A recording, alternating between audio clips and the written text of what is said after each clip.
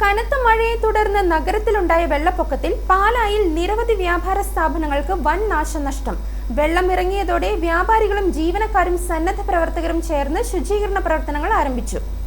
താഴ്ന്ന പ്രദേശങ്ങളിലെ കടകളിലും ഗോഡൌണുകളിലും വെള്ളം കയറിയതോടെ ഭക്ഷ്യവസ്തുക്കൾ, ഇലക്ട്രോണിക് ഉപകരണങ്ങൾ, ഫർണിച്ചർ, വസ്ത്രങ്ങൾ, വിലപ്പെട്ട രേഖകൾ എന്നിവ നശിച്ചു.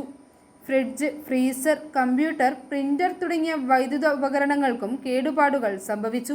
വെള്ളം അതിവേഗം ഉയർന്നതിനാൽ സാധനങ്ങൾ സുരക്ഷിത സ്ഥലങ്ങളിലേക്ക് മാറ്റാൻ സമയം ലഭിച്ചില്ലെന്ന് വ്യാപാരികൾ പറഞ്ഞു. ലക്ഷക്കണക്കിന് രൂപയുടെ നഷ്ടമാണ് പ്രാഥമിക കണക്കുകളിലുള്ളത്. വെള്ളം ഇറങ്ങിയതോടെ വ്യാപാരികളും ജീവനക്കാരും സന്നദ്ധ പ്രവർത്തകരും ചേർന്ന് ശുചീകരണ പ്രവർത്തനങ്ങൾ ആരംഭിച്ചു. കടകളിൽ അടിഞ്ഞുകൂടിയ ചെളിയും മാലിന്യങ്ങളും നീക്കം ചെയ്യുന്നതിനൊപ്പം അണുനശീകരണവും വൈദ്യുത സംവിധാനങ്ങളുടെ പരിശോധനയും പുരോഗമിക്കുകയാണ്. ഇതിനിടെ നാശനഷ്ടങ്ങളുടെ കണക്കെടുപ്പ് ആരംഭിച്ച വ്യാപാരി സംഘടനകൾ സർക്കാർ അടിയന്തര നഷ്ടപരിഹാരം പ്രഖ്യാപിക്കണമെന്നും പലിശരഹിത വായ്പ, നികുതി, ലൈസൻസ് ഇളവുകൾ എന്നിവ അനുവദിക്കണമെന്നും ആവശ്യപ്പെട്ടു. നഗരത്തിൽ ആവർത്തിച്ചുണ്ടാകുന്ന വെള്ളക്കെട്ടിന് ശാശ്വത പരിഹാരം കാണുന്നതിനായി ഡ്രെയിനേജ് സംവിധാനം സമഗ്രമായി നവീകരിക്കണമെന്നും അവർ ആവശ്യപ്പെട്ടു. i4a news, Pala.